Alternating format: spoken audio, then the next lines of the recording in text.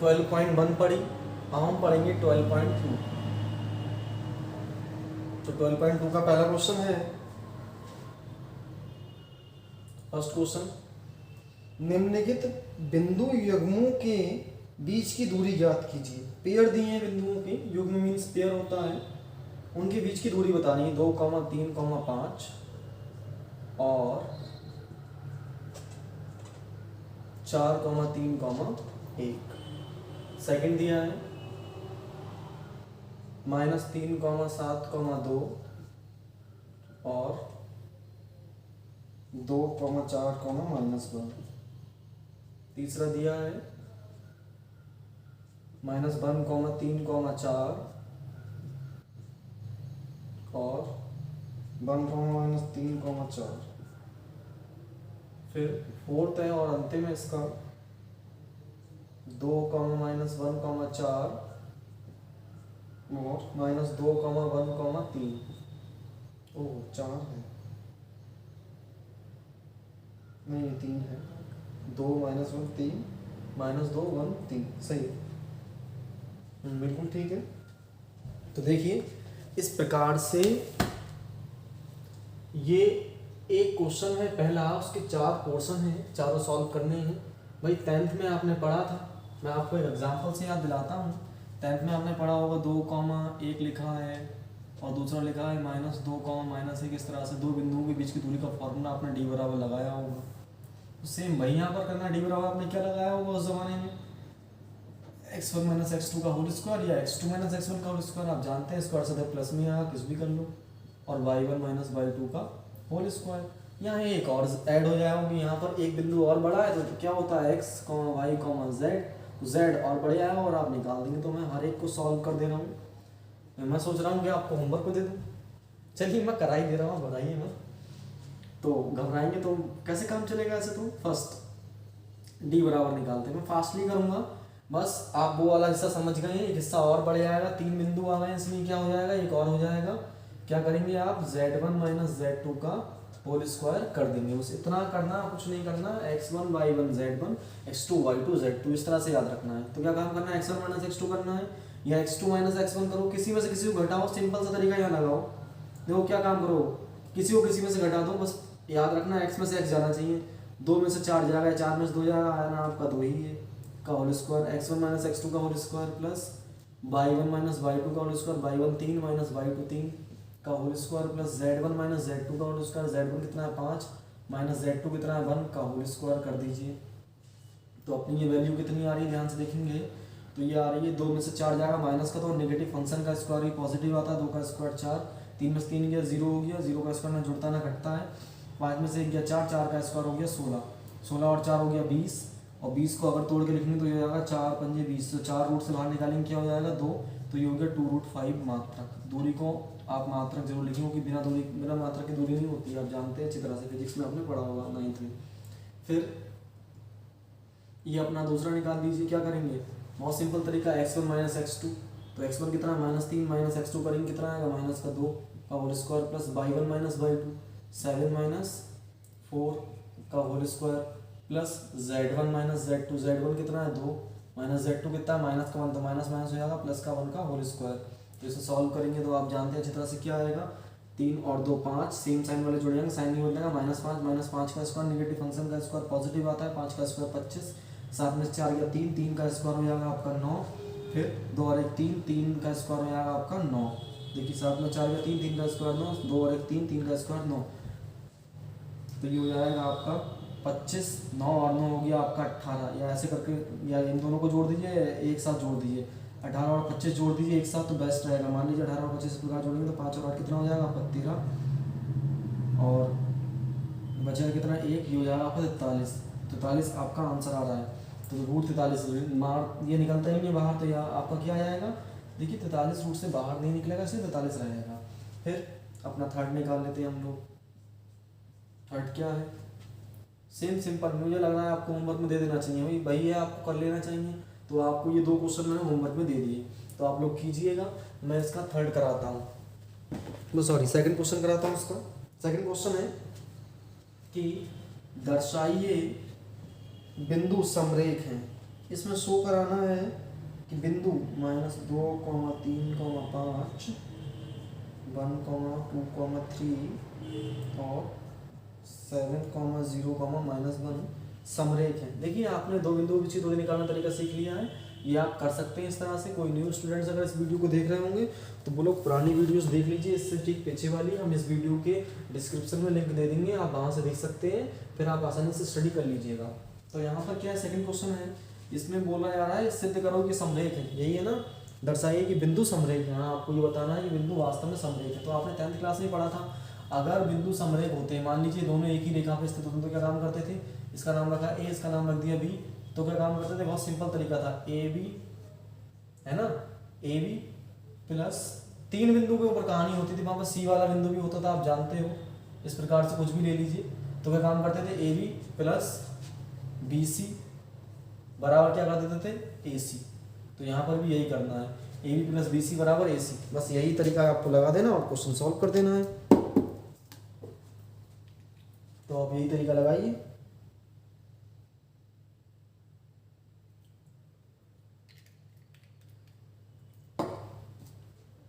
देखिए हम ये तरीका लगाने जा रहे हैं,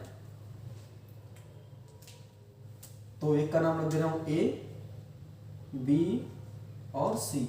तो क्या काम करेंगे, बहुत सिंपल तरीका, वही वाला, A B plus B C बराबर ए सी। तो ए बी क्या होता है, बिंदु के बीच की दूरी होती है, तो ए बी को लिखेंगे हम लोग, ए बी जो हमारी दूरी आएगी वो आएगी रूट के फॉर्म में, दो बिंदु के बीच की दूरी का फॉर्मूला लगाना है। तो ए से बी तक की दूरी निकालेंगे तो क्या आएगी, रूट, दूरी से जब रूट में निकालते हैं ये आप जानते हो, x1 माइनस x2 का होल स्क्वायर, -2 में से 1 जाएगा तो माइनस का 1 हो जाएगा, प्लस y1 माइनस y2 का होल स्क्वायर, 3 में से 2 जाएगा, प्लस z1 माइनस z2 का होल स्क्वायर, 5 में से 3 जाएगा। ये हो गया अपना एक बिंदु। फिर दूसरा बिंदु BC निकालिए, तो क्या आएगा, x1 माइनस x2 1 माइनस 7 का whole square, plus y1 minus y2 2 minus 0 का whole square, plus z1 minus z2 3 minus करेंगे तो देखिए z1 माइनस z2 3 में से माइनस ही करेंगे तो माइनस माइनस हो जाएगा, प्लस का 1 का होल स्क्वायर बराबर क्या आएगा अपना, ए और सी के बीच की दूरी, तो x1 माइनस x2 का होल स्क्वायर, x1 कितना -2 माइनस x2 कितना हो जाएगा 7 का whole square, plus y1 minus y2 का होल स्क्वायर 3 माइनस 0 का होल स्क्वायर। देखिए समीकरण जरूर लिखिएगा आप, 3 बिंदुओं वाला ऐसे मत कर दीजिएगा, मैं तो यहाँ आपको सब समझा रहा हूँ, ऐसे आपके मार्क्स कटेंगे। आप कोई कॉम्पिटिटिव एग्जाम के स्टूडेंट्स नहीं है जो आप ऐसे ही करके चले आए। तो y1 माइनस y2 अब आएगा z1 minus z2, 5 minus minus minus हो जाएगा प्लस का 1। ध्यान से देखिए z1 माइनस z2 5 माइनस, तो माइनस माइनस हो जाएगा प्लस का होल स्क्वायर। तो ये हो गया आपका माइनस माइनस सेम साइन वाले जोड़े जाएंगे, साइन चेंज नहीं होगा। तो ये हो गया नेगेटिव फंक्शन -3 का स्क्वायर हो जाएगा 9। नेगेटिव फंक्शन का स्क्वायर पॉजिटिव होता है। आपको यदि नहीं आ रहा तो मैं क्लियर कर दूं, वरना आप पॉलिटेक्निक एंट्रेंस एग्जाम्स की हमने वीडियो डाली है, आप उन वीडियो को देख सकते हैं, वहाँ स्क्वायर एंड स्क्वायर रूट सिखाया है, तो वहाँ से हमने क्लियर भी किया है कि नेगेटिव फंक्शन का स्क्वायर पॉजिटिव होता है। या फिर आप एक और है, उसका नाम है सर्ट्स यानी करनी, घातांक करनी, उस चैप्टर को आप देख सकते हैं, इंडिसेस, उस चैप्टर में भी हमने बताया एंट्रेंस एग्जाम का है, पॉलिटेक्निक एंट्रेंस एग्जाम का, वो ऑल स्टैंडर्ड लेवल का है, तो आप उसे भी देख सकते हैं, वहाँ ही बताया है। तो नेगेटिव फंक्शन का स्क्वायर -3 गुणा -3, तो देखिए गुणा में आधार समान घातें जुड़ जाती हैं, ये हमने उस वीडियो में सिखाया है, आप वो वीडियो जरूर देख लीजिएगा। तो गुणा में आधार समान घातें जुड़ेंगे, माइनस इंटू माइनस प्लस, तो 3 की घात 2 हो जाएगी, और 3 का स्क्वायर कितना होता है 9, तो अपना आ गया 9। फिर 3 में से 2 गया 1, 1 का स्क्वायर 1, 5 में से 3 गया 2, 2 का स्क्वायर 4, प्लस ये कितना आएगा, देखिए -6 का स्क्वायर, नेगेटिव फंक्शन का स्क्वायर पॉजिटिव 36, फिर 2 में से 0 गया 2, 2 का स्क्वायर 4, फिर 3 और 1 4, 4 का स्क्वायर 16, इस प्रकार से ये हो गया अपना। फिर ये हो गया अपना 2 और 7 9, सेम साइन वाले, माइनस नेगेटिव फंक्शन का स्क्वायर पॉजिटिव, सेम साइन वाले जुड़े जाएंगे, साइन चेंज नहीं होगा, और स्क्वायर करेंगे तो नेगेटिव फंक्शन का स्क्वायर पॉजिटिव, 9 का स्क्वायर 81, फिर 3 - 0 3, 3 का स्क्वायर 9, 5 और 1 6, 6 का स्क्वायर 36। अब ध्यान से देखिए, आप अच्छी तरह जानते हैं, या तो रूट हटाइए स्क्वायर चढ़ाइए, क्योंकि रूट हटता है तो दूसरी ओर स्क्वायर चढ़ता है, ऐसे निकाल लीजिए, अगर निकल रहा है तो अच्छी बात है, नहीं तो ये आपका गलत है। फिलहाल अगर ये समरेख होंगे तो ये बराबर होगा 100%, समरेख नहीं है तो नॉट इक्वल्स टू कर देंगे।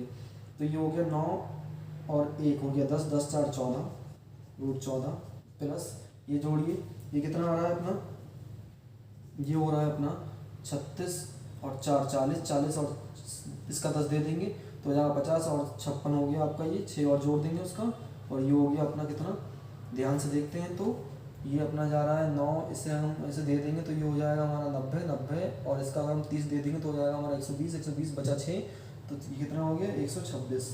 तो ये आ रहा है 126, ये आ रहा है 14 और 56, तो वही रूट हटाना ऐसे चेक करना पड़ेगा कि समरेख है या नहीं है।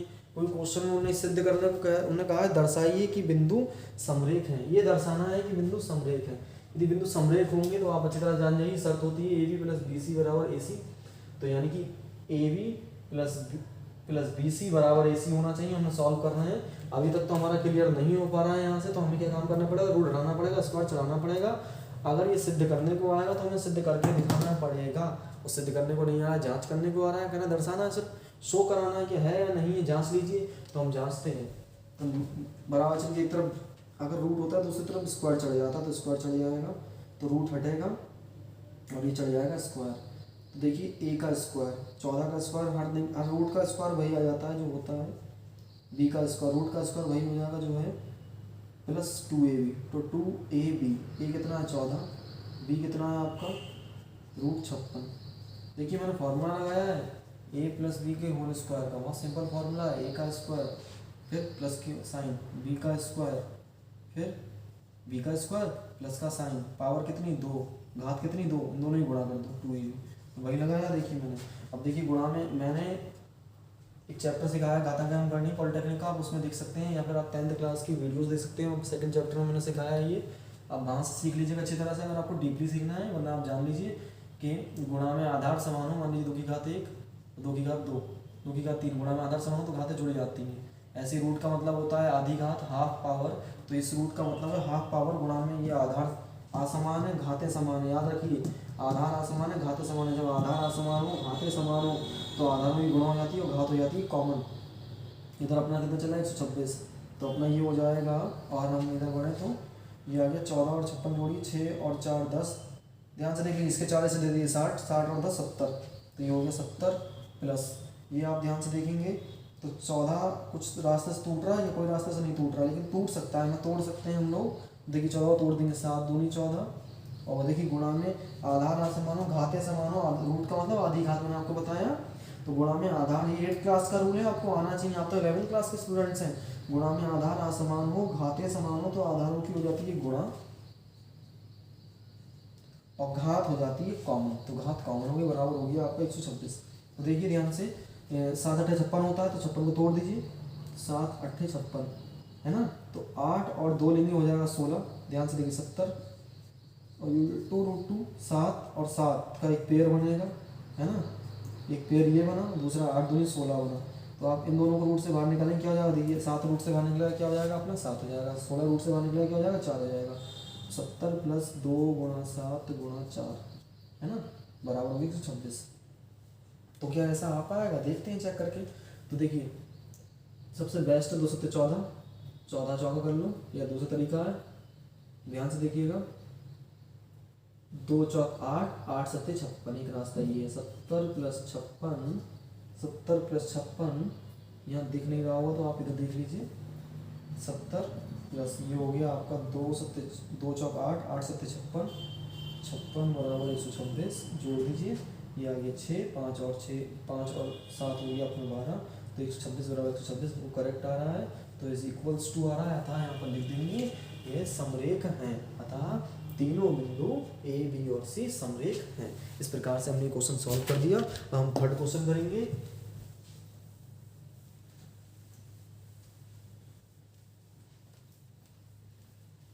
बस जल्दी से जल्दी हम इस चैप्टर को खत्म करके आगे बढ़ते हैं।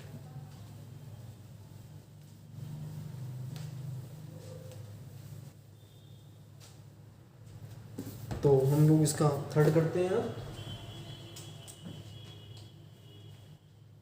क्वेश्चन नंबर थर्ड निम्नलिखित को सत्यापित कीजिए। पहला है, ये सब आपने 10th क्लास में बहुत किया होगा और आप जानते हैं एनसीईआरटी बताएं, इसलिए बकवास लगती है क्योंकि उसमें बस बेवकूफ़ वाले सवाल भरे रहते हैं जिनकी आपको ज़रूरत नहीं होती। और जो यूपी बोर्ड का पहला पैटर्न था उसमें इतने सॉलिड सवाल होते थे कि मज़ा आता था सवाल करने में, आपको भी बहुत बढ़िया सवाल होते थे और बिल्कुल ही टेक्निकल सवाल होते थे। अब वो नहीं रहे।